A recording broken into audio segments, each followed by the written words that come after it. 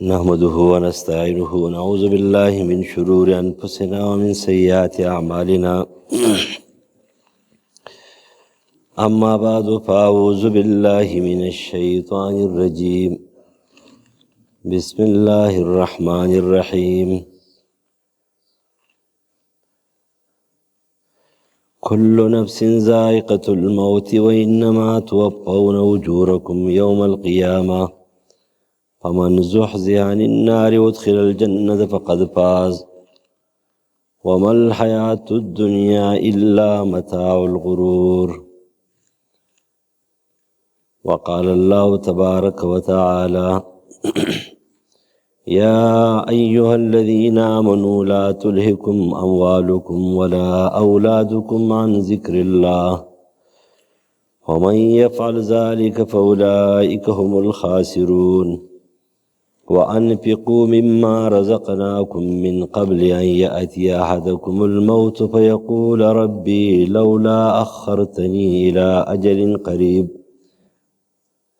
فأصدق وأكن من الصالحين ولن يؤخر الله نفسا إذا جاء أجلها والله خبير بما تعملون.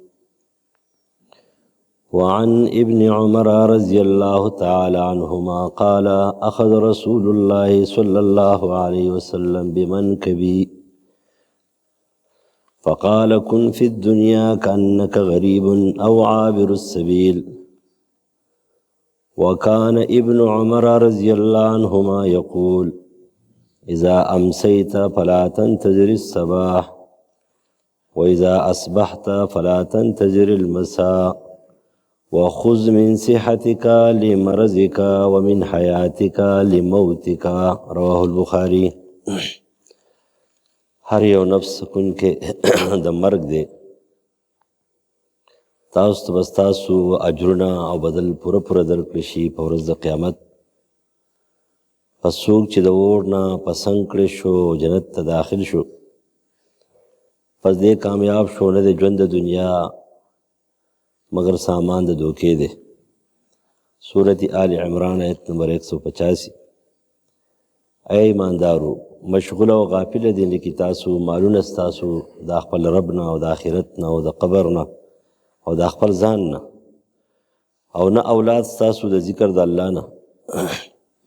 چا چې دا کار وکړو چې مال او دولت اولاد او د دنیا د الله نه دی غافله کو نو فاولئک هم الخاسرون، پس دوی تاوانیان دي. خرج کوکې د هغه نه درکړي دي موږ تاسو ته مخکې د هغې نه چې راشي تاسو ته یو کس تاسو ته مرګ او دی په دغه ټایم کې بیا وایي فیقول ربي لولا اخرتني الى اجل قریب، چې زما ربه ولې تا زه نه رستو کولم هغه نیټې نږدې ته. معنا دا دی زما د سوچ او د فکر مطابق چې کومه نیټه وه نو خو دې خپلې نیټې ته رسېدلی دی. بې نیټې څوک مړ کېږي نه، خو د اجل قریب نه مراد دا دی د قیامت د شپېلۍ پورې یا د اجل قریب نه مراد د دره امیدونو چې کومه نیټه د عمر دی او سوچ دی.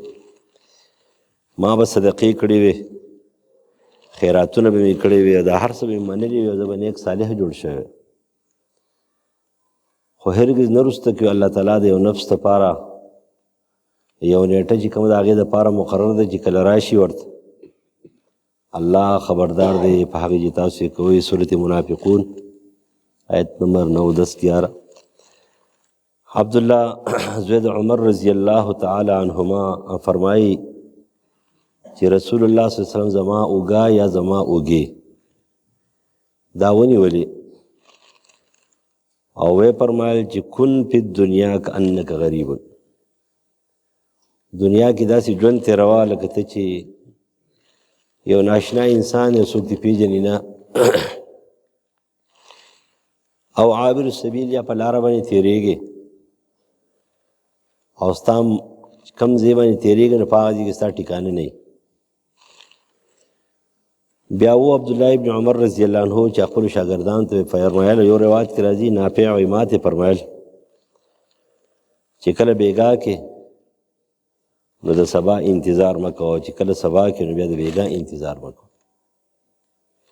وخذ من صحتک لمرضک، او دا خپل ځان فرض کړه چې زه بیمار یم، او دا خپل ژوند فرض کړه چې زه مړ یم. زه بیمار یم، هېڅ نشم کولی، نه مې لاس کار کوي، نه مې خپې کار کوي، نه سترګې کار کوي، نه غوږونه کار کوي. نو ته به بیا د دې خپل صحت قدر وکړې،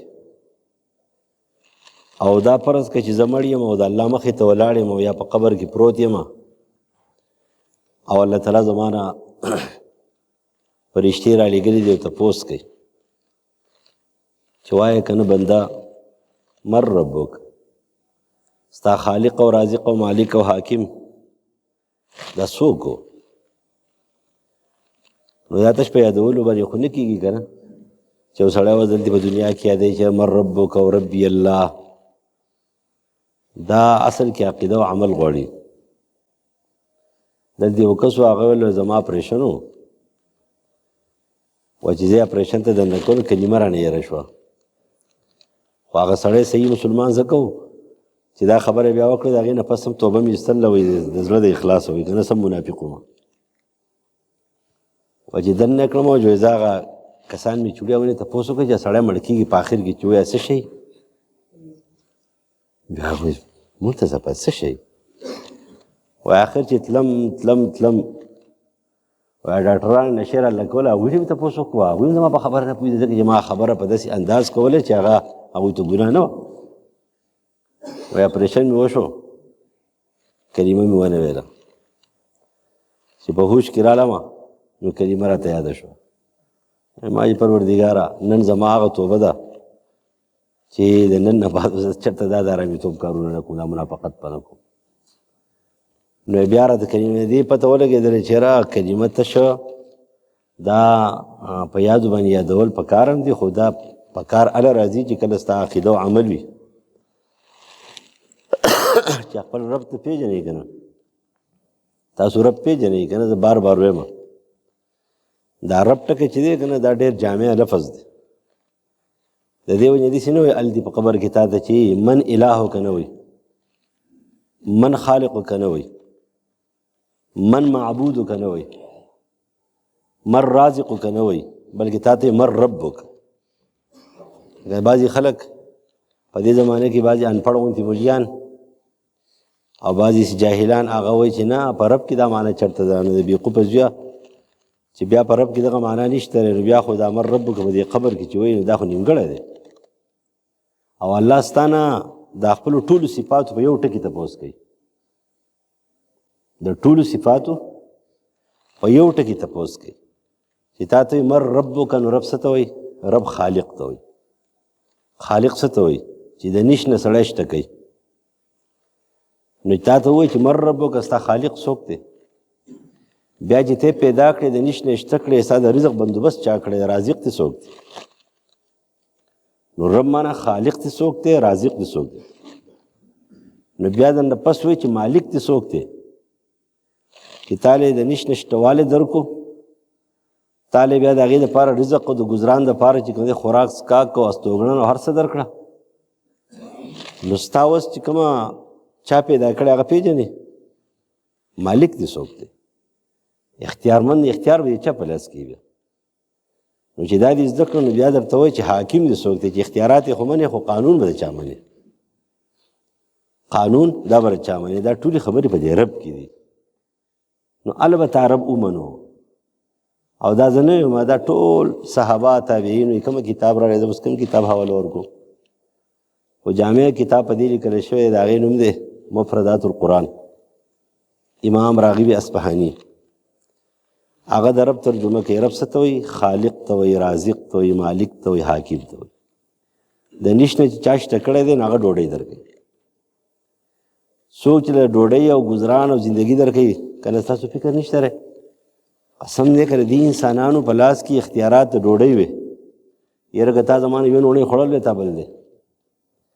یاره دې انسانانو په اختیار کې د کور چې کوم دی اختیار وي، کور هم نه درکو، تاله کور نه درکو، بلکې یو سړی ځان له کور جوړ کړي، څوک پې خوشحالېږي هم نه.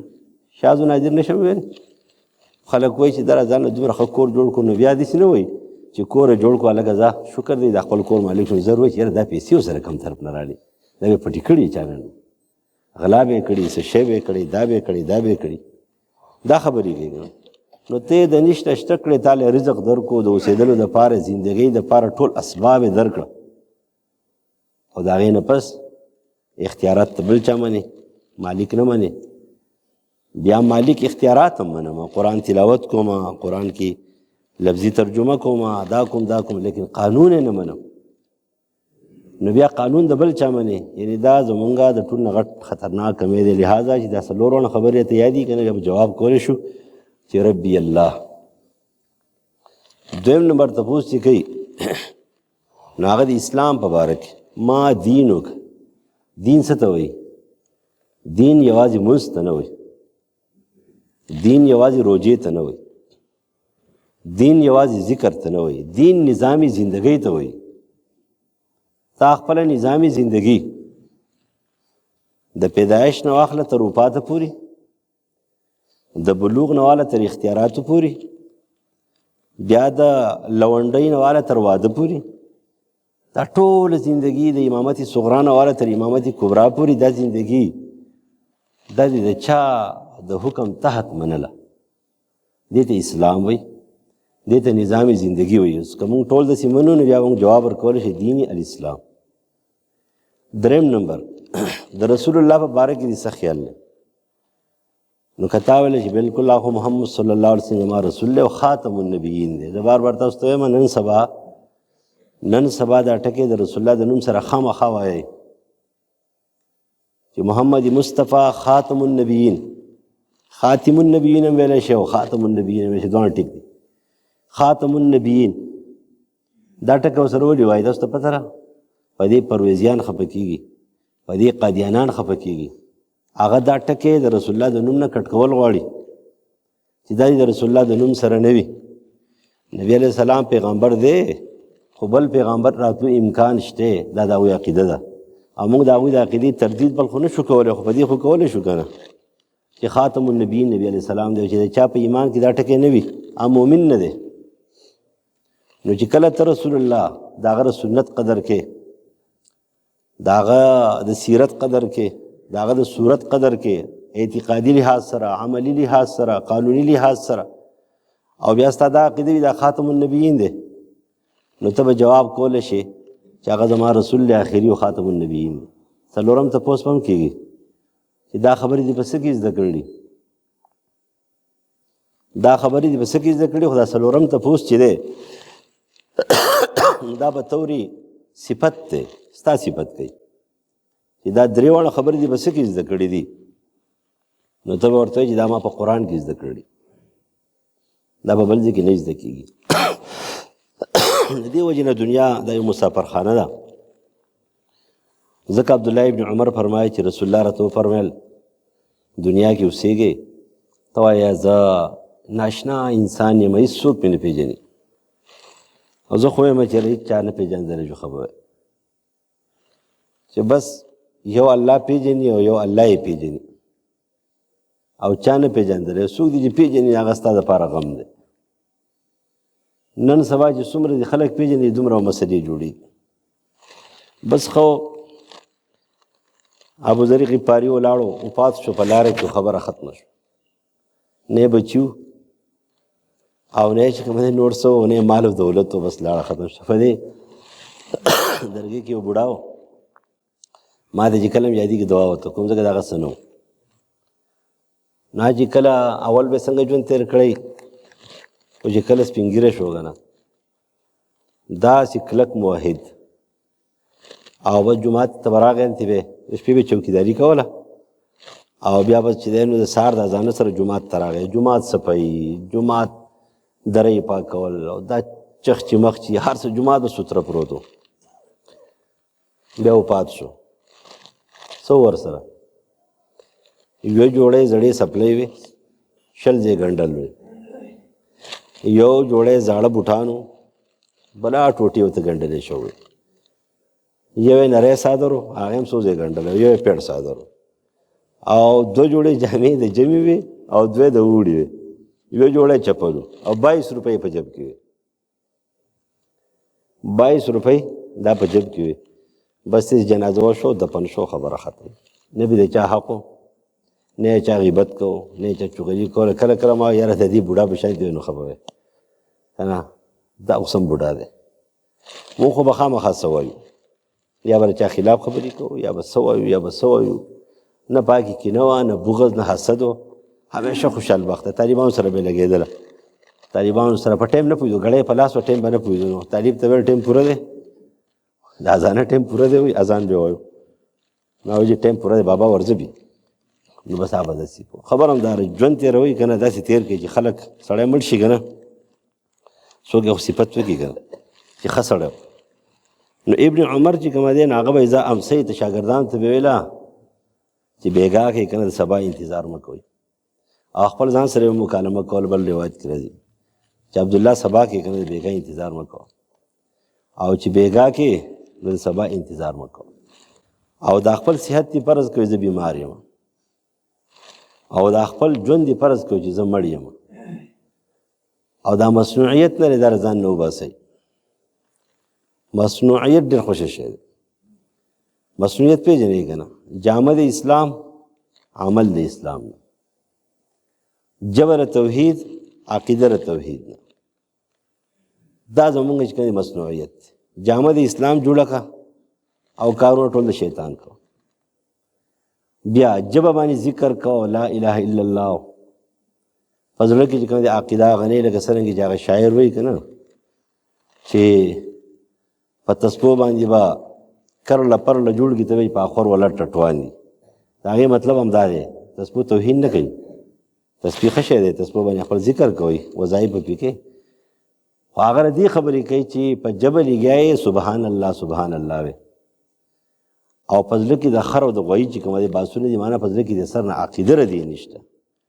نو ریاکاري وایي هم دې ته چې ظاهري ډانچه د اسلام جوړې نوم د مسلمان دی د مسلمانانو دی کورنۍ د مسلمانانو ده خاندان د مسلمانان دی او کار د شیطان کې او عقیده جبه باندې د توحید پرچار کې او توحید आवाज اوچته او لا اله الا الله ذکر او وظیفه کې او عقیده غشانتي جوړه نه ده. دې ته مصنوعیت وی. الله دې موږ وساتي او الله تعالی دې موږ له صحت راکړي چې صحت خراب وي بیا هر څه خراب ګډوډي. او دا مشر راغلی دی پېښور نه چندې دپاره بیا ورسره د مانځه نه بعد خبرپور تعاون وکړي کال کې یو ځل راځي. د هغه مدرسې د شیخ عبدالسلام رستمي رحمه الله د مدرسې نه راځي کال کې یو ځل.